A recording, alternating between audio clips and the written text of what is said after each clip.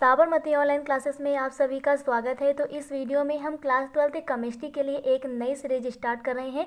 तो इस सत्र के लिए ये बहुत इंपॉर्टेंट सीरीज़ हो जाएगी। इसमें हम केमिस्ट्री का जो पूरा सिलेबस है इसे कवर करेंगे। केमिस्ट्री में आपको अलग से पढ़ने की ज़रूरत नहीं पड़ेगी। तो इसे हम चैप्टर वाइज पढ़ेंगे। तो वीडियो को शेयर कर दीजिए जिससे अधिक लोगों तक पहुँच जाए। तो कुछ इस प्रकार से क्लास का शुभारंभ करेंगे कि इंद्रधनुष यूँ ही नहीं बनते, मौसम बरसात तो चाहिए। कि इंद्रधनुष यूँ ही नहीं बनते, मौसम बरसात तो चाहिए। कोशिशें यूं ही रंग नहीं लाती, जोश और जज्बात भी चाहिए। तो इसी जज्बे के साथ अपनी क्लास को शुरू करते हैं चैप्टर नंबर 1 से। तो केमिस्ट्री क्लास 12 की ये सीरीज है जिसमें चैप्टर 1 है सॉलिड स्टेट यानी कि ठोस अवस्था। तो सबसे पहले यहाँ पर थोड़ा सा परिचय रफ में देख लेते हैं। तो चैप्टर हमारा है ठोस अवस्था। तो पहले हम अवस्थाओं के बारे में जान लेते हैं। तो यहाँ बात करते हैं पदार्थ की कि पदार्थ किसे कहते हैं। तो ब्रह्मांड में उपस्थित वे सभी वस्तुएं जिनका कुछ न कुछ द्रव्यमान होता है, भार होता है, जो स्थान घेरती हैं, उनको हम लोग कहते हैं पदार्थ। पदार्थ की 5 अवस्थाएं होती हैं, ठोस, द्रव, गैस और प्लाज्मा और बोस आइंस्टाइन। लेकिन यहाँ पर हमें केवल 3 पढ़ना है। तो पदार्थ की मुख्यतः 3 अवस्थाएं होती हैं। पहला होता है ठोस, दूसरा होता है द्रव और तीसरा होता है गैस। तो इस प्रकार से पदार्थ की कितनी अवस्थाएं हो गई? 3, ठोस, द्रव, गैस। अब ठोस के बारे में जानते हैं कि ठोस वे पदार्थ हैं जिनका आयतन और आकार, क्या चीज़? आयतन और आकार जो होता है ये दोनों निश्चित होता है। तो ठोस वे पदार्थ होते हैं जिनका आयतन और आकार दोनों क्या होता है? निश्चित होता है।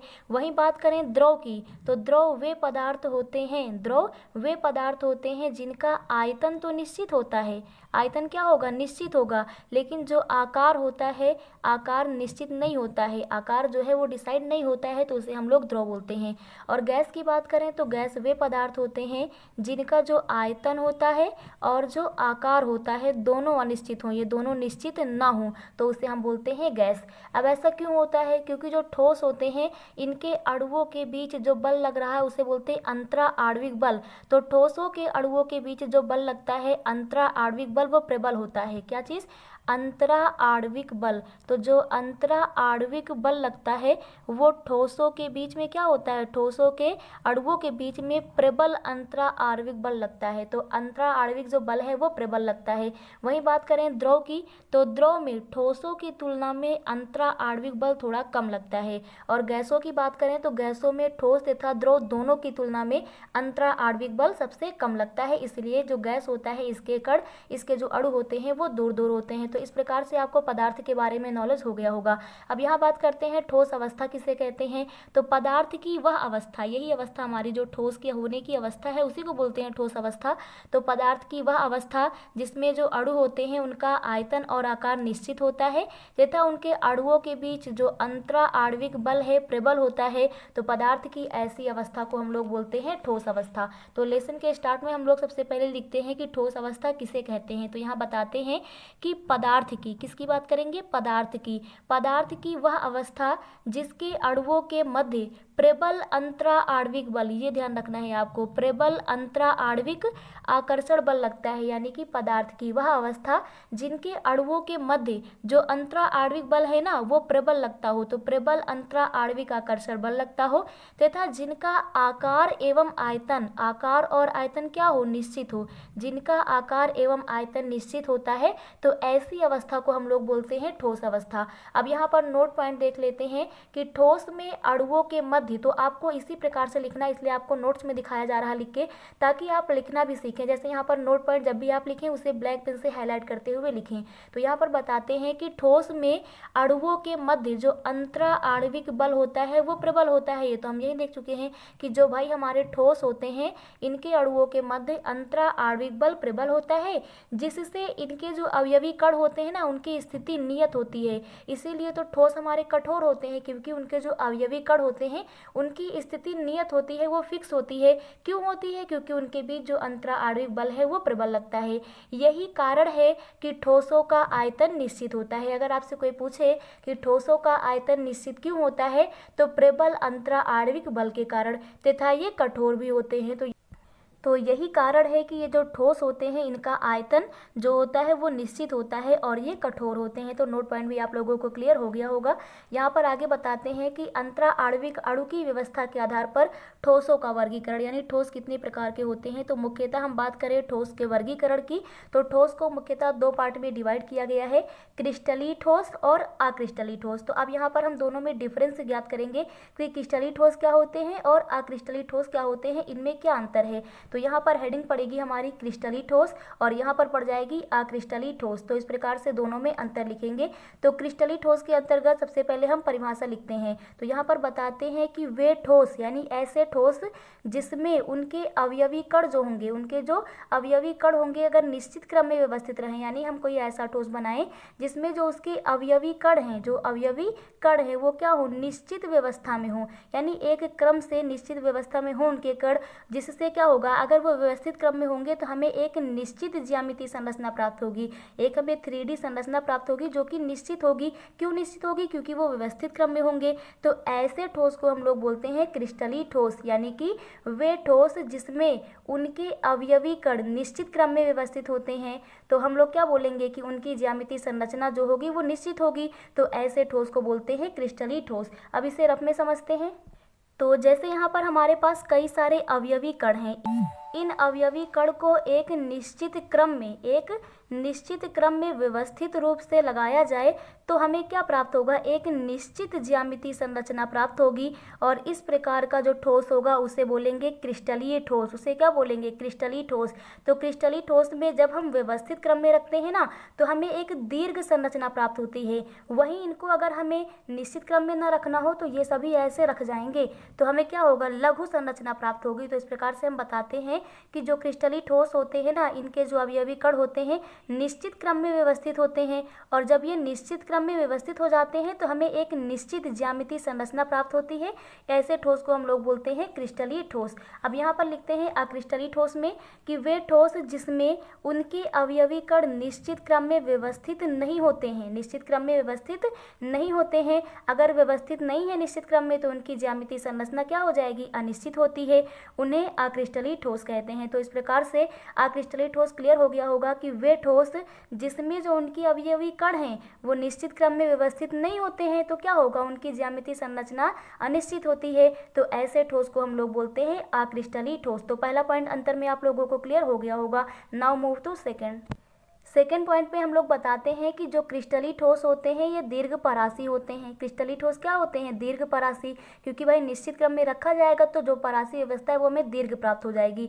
तो यहाँ पर हम बताते हैं कि जो क्रिस्टलीय ठोस होते हैं वो दीर्घ परासी होते हैं, जबकि जो अक्रिस्टलीय ठोस होते हैं वो क्या होते हैं, लघु परासी होते हैं। तो ऐसे आपसे पूछा जाएगा कि निम्नलिखित में से कौन दीर्घ परासी होता है, क्रिस्टलीय ठोस की अक्रिस्टलीय ठोस। या ऑप्शन ऐसे आपसे पूछ लिया जाएगा कि क्रिस्टलीय ठोस होते हैं ऑप्शन में दीर्घ परासी, लघु परासी, दोनों या इनमें से कोई नहीं। तो आपको याद रखना है कि जो क्रिस्टलीय ठोस होते हैं वो दीर्घ परासी होते हैं और जो अक्रिस्टलीय ठोस होते हैं वो लघु परासी होते हैं। इसके बाद थर्ड पॉइंट लिखते हैं कि गलनांक निश्चित होता है। जो क्रिस्टलीय ठोस होते हैं ना, इनका गलनांक निश्चित होता है। निश्चित होने का मतलब है एक निश्चित ताप पर ये पिघलेंगे, इनका टेम्परेचर फिक्स होता है, उसी ताप पर इनको गर्म किया जाएगा तो ये पिघलेंगे। तो इस प्रकार से हम बताते हैं कि क्रिस्टलीय जो ठोस होते हैं इनका गलनांक निश्चित होता है, यानी कि ये निश्चित ताप पर पिघलते हैं। लेकिन इसके विपरीत जो हमारा अक्रिस्टलीय ठोस है वो एक परास में, एक रेंज में धीरे धीरे पिघलते हैं, धीरे धीरे नरम पड़ते हैं। तो इस प्रकार से क्रिस्टलीय ठोस जो होते हैं वो निश्चित ताप पर पिघलते हैं और जो हमारे अक्रिस्टलीय ठोस होते हैं ये ताप के एक परास में धीरे धीरे नरम पड़ते हैं। फोर्थ पॉइंट लिखते हैं कि जो क्रिस्टलीय ठोस होते हैं इनकी सतह चिकनी होती है। सतह चिकनी होने का तात्पर्य है कि जब इसे तेज धार वाले हथियार से काटा जाए, किसी क्रिस्टलीय ठोस को यदि तेज धार वाले हथियार से काटा जाए तो काटने पर जो हमें सतह प्राप्त होगी ना, उसकी सतह की बात कर रहे हैं, तो वो क्या होती है, चिकनी होती है। वहीं अगर हम अक्रिस्टलीय ठोस की बात करें तो इनकी सतह जो हमें प्राप्त होगी काटने पर वो खुरदरी प्राप्त होगी। इसके बाद पांचवा पॉइंट बताते हैं कि क्रिस्टलीय ठोस को हम लोग वास्तविक ठोस कहते हैं।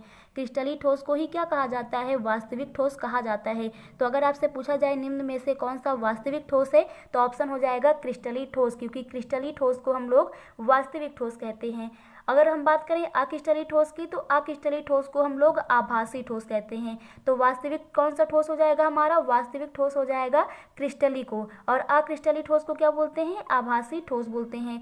नेक्स्ट पॉइंट लिखते हैं कि जो हमारे क्रिस्टलीय ठोस होते हैं वो विषम दैशिक होते हैं। विषम दैशिक का मतलब है जैसे हमने संरचना बनाई तो यहाँ पर हमें सभी अलग अलग जो अणु है ना, अवयवी कण, वो अलग अलग दिखाई पड़ेंगे, यानी विषम दैशिक है। विषम दैशिक का मतलब अलग अलग दिखाई पड़ना, तो विषम दैशिक होते हैं। लेकिन जब अक्रिस्टलीय ठोस की बात करें तो ये तो समदैशिक हो जाएगा, सब एक जैसे ही नजर आते हैं। तो इस प्रकार से यहाँ पर हम बताते हैं कि जो हमारे क्रिस्टलीय ठोस होते हैं ना, ये विषम दैशिक होते हैं। कैसे होते हैं, विषम दैशिक होते हैं। लेकिन जो अक्रिस्टलीय ठोस होते हैं ये समदैशिक होते हैं। इसके बाद यहाँ पर एग्जाम्पल लिख देते हैं। तो एग्जाम्पल में आपको याद करना है कि क्रिस्टलीय ठोस के अंतर्गत हीरा आ जाता है। क्या आता है, हीरा आता है। सोना हो गया हमारा NaCl यानी कि सोडियम क्लोराइड हो गया, नमक हो गया, ग्लूकोज हो गया। तो ये कुछ एग्जाम्पल है हमारे क्रिस्टलीय ठोस के, हीरा, सोना, NaCl और ग्लूकोज। इसी प्रकार बात करें अक्रिस्टलीय ठोस की, तो अक्रिस्टलीय ठोस के अंतर्गत रबर आ जाता है, कांच आ जाता है, स्टार्च आ जाता है। रबर, कांच, स्टार्च। तो इस प्रकार से क्रिस्टलीय और अक्रिस्टलीय ठोस में अंतर आप लोगों को क्लियर हो गया होगा। अब बात करते हैं कि जो क्रिस्टलीय ठोस है ना, इसको कितने भागों में बांटा गया है। तो जो हमारा क्रिस्टलीय ठोस है इसको मुख्यतः 4 पार्ट में डिवाइड किया गया है। आणविक ठोस में, आयनिक ठोस में, धात्विक ठोस में और सहसंयोजी या फिर नेटवर्क ठोस बोलते हैं इसको। तो इस प्रकार से जो हमारा क्रिस्टलीय ठोस था उसे 4 पार्ट में डिवाइड कर दिया गया है, आणविक ठोस, आयनिक ठोस, धात्विक ठोस और सहसंयोजी ठोस। तो ये मोस्ट इंपॉर्टेंट है, पेपर में पूछा जाता है, नेक्स्ट ईयर के पहले भी ये पेपर में पूछा गया था। तो इस प्रकार से आपको ये सभी जो 4 ठोस हैं इनका अध्ययन कर लेना है विद एग्जाम्पल। तो सबसे पहले यहाँ पर हम बताते हैं आणविक ठोस के बारे में। तो आणविक ठोस यानी है तो ये ठोस ही, तो वे ठोस जिनके अवयवी कण, इसमें हमें केवल ये बताना है कि अवयवी कण किसमें होता क्या है और कौन सा बल लगता है इनके अणुओं के मध्य। तो यहाँ पर हम आणविक ठोस लिख रहे हैं। तो जो आणविक ठोस होता है इसमें अवयवी कण जो होते हैं वो अणु होते हैं। क्या होते हैं, अणु। तो यहाँ पर हम लिखते हैं कि वे ठोस जिनके अवयवी कण, अवयवी कण के स्थान पर हम क्या बोल सकते हैं, संरचनात्मक इकाई। तो जो भी आपको सुटेबल लगे, आप अवयवी कण भी बोल सकते हैं, संरचनात्मक इकाई भी बोल सकते हैं। तो आणविक ठोस क्या होते हैं, वे ठोस जिनके अवयवी कण यानी कि संरचनात्मक इकाई अणु होते हैं। क्या होते हैं, अणु होते हैं। तो उन्हें हम बोलते हैं आणविक ठोस, यानी वे आणविक ठोस कहलाते हैं। और यहाँ बात करें कि इनके अणुओं के मध्य कौन सा बल लगता है, तो दुर्बल वंडर वाल्स बल लगा हुआ होता है। कौन सा बल लगता है, दुर्बल वंडर वाल्स बल के द्वारा ये जुड़े होते हैं, बंधे होते हैं। तो आणविक ठोस आप लोगों को क्लियर हो रहा होगा कि वे ठोस जिनके जो अवयवी कण होते हैं या फिर जो संरचनात्मक इकाई होती है वो अणु होते हैं, और इसमें जो अणु होते हैं ना वो दुर्बल वंडर वाल्स बल के द्वारा बंधे रहते हैं। तो ऐसे ठोस को हम लोग बोलते हैं आणविक ठोस। अब आणविक ठोस के एग्जाम्पल की बात करें तो यहाँ पर H2 हो जाएगा हाइड्रोजन, I2 हो जाएगा आयोडीन हो जाएगा, CO2 हो जाएगा कार्बन डाइऑक्साइड हो जाएगा, SO2 हो जाएगा सल्फर डाइऑक्साइड हो जाएगा। तो H2, I2, CO2, SO2 इस प्रकार से अन्य भी एग्जाम्पल हो जाएंगे आणविक ठोस के। नेक्स्ट बात करते हैं आयनिक ठोस की। नेक्स्ट कौन सा है, आयनिक ठोस है हमारा। तो आयनिक ठोस क्या होते हैं, तो वे ठोस, क्योंकि है तो ये भी ठोस ही, तो वे ठोस जिनके अवयवी कण, हमें इसमें ही बताना है अवयवी कण क्या है। तो वे ठोस जिनके अवयवी कण आयन होते हैं। क्या होते हैं, आयन होते हैं। तो वे ठोस जिनके अवयवी कण आयन होते हैं आयनिक ठोस कहलाते हैं। तो आयनिक ठोस क्या होते हैं, जिनके अवयवी कण यानी कि संरचनात्मक इकाई जो होती है वो आयन होते हैं।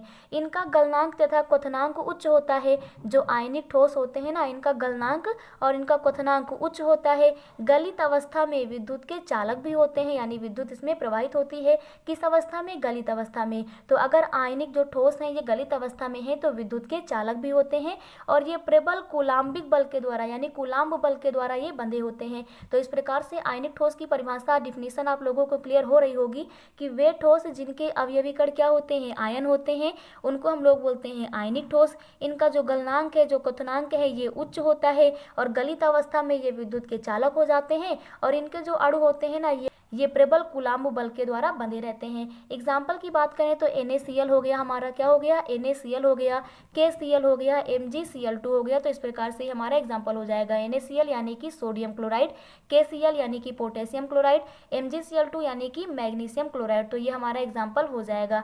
नेक्स्ट एंड थर्ड देखते हैं धात्विक ठोस। कौन सा ठोस है, धात्विक ठोस है हमारा। तो धात्विक ठोसों में जो संरचनात्मक इकाई होती है वो मुक्त एवं गतिशील इलेक्ट्रॉन होते हैं। क्या होते हैं, मुक्त एवं गतिशील इलेक्ट्रॉन होते हैं। तो इसमें पर हम बताते हैं कि धात्विक ठोसों में संरचनात्मक इकाई मुक्त एवं गतिशील इलेक्ट्रॉनों के समूह में निमज्ज धनायन होते हैं, यानी कि इलेक्ट्रॉन के अंदर यहाँ पर जो समूह होगा उसमें जुड़े हुए जो धनायन होते हैं ना, वो धनायन काम करते हैं यहाँ पर इकाई का, यानी कि संरचनात्मक इकाई का। और ये वैद्युत आकर्षण बल द्वारा, किसके द्वारा, आकर्षण जो बल होता है उसके माध्यम से ये जुड़े रहते हैं। तो धात्विक ठोस आप लोगों को क्लियर हो गया होगा कि धात्विक ठोसों में जो संरचनात्मक इकाई होती है ना, वो जो मुक्त इलेक्ट्रॉन है, जो गतिशील इलेक्ट्रॉन है, उनके समूह में जो जुड़े हुए धनायन होते हैं, उनके समूह में जो जुड़े हुए धनायन होते हैं वो भाग लेते हैं। और इसमें जो अणु होते हैं ना, वो आकर्षण बल के द्वारा आपस में जुड़े रहते हैं। एग्जाम्पल की बात करें धात्विक ठोस की, तो इसमें Ag आ जाएगा यानी कि सिल्वर आ जाएगा, Au आ जाएगा यानी कि गोल्ड आपका सोना आ जाएगा, Cu आ जाएगा कॉपर आ जाएगा। तो इस प्रकार से अन्य इसमें एग्जाम्पल हो जाएंगे। नेक्स्ट एंड लास्ट हमारा है सहसंयोजी अथवा नेटवर्क ठोस। तो हमारा क्रिस्टली ठोस के अंतर्गत ये लास्ट पार्ट है, सहसंयोजी अथवा नेटवर्क ठोस। तो वे ठोस जिनके क्रिस्टल जालक यानी परमाणु के बने होते हैं, अर्थात जो अवयवी कण होते हैं ना वो परमाणु होते हैं, जो संरचनात्मक इकाई है वो क्या हो, परमाणु हो। तो यहाँ पर हम बताते हैं कि वे ठोस जिनके क्रिस्टल जालक परमाणु के बने होते हैं, अर्थात वे ठोस जिनमें संरचनात्मक इकाई परमाणु होती है। संरचनात्मक इकाई क्या होती है, परमाणु होती है। तो सहसंयोजी या फिर नेटवर्क ठोस ये कहलाते हैं। अब इसमें बल की बात करें तो यहाँ पर ये प्रबल सहसंयोजक बंध के माध्यम से जुड़े होते हैं। किसके माध्यम से जुड़े होते हैं, प्रबल सहसंयोजक बंध के माध्यम से ये जुड़े होते हैं। तो इस प्रकार से सहसंयोजी ठोस भी क्लियर हो गया होगा कि इसमें जो अवयवी कण होते हैं वो परमाणु होते हैं और इनके जो कण होते हैं वो सहसंयोजक बंधों के द्वारा जुड़े होते हैं। एग्जाम्पल की बात करें तो इसमें हीरा आ जाएगा, हीरा यानी कि डायमंड आ जाएगा, ग्रेफाइट आ जाएगा। इसमें आपको कार्बन भी देखने को मिल सकता है, तो चाहे कार्बन लिखा जाए या उसी को हम हीरा और ग्रेफाइट में डिवाइड करके लिख दें तो ये हमारा इसका एग्जाम्पल हो जाएगा सहसंयोजी ठोस का। तो इस प्रकार से जो क्रिस्टली ठोस के 4 प्रकार हैं ये भी आप लोगों को क्लियर हो गया होगा। इसके आगे हम लोग पार्ट 2 में कवर करेंगे। Thank you.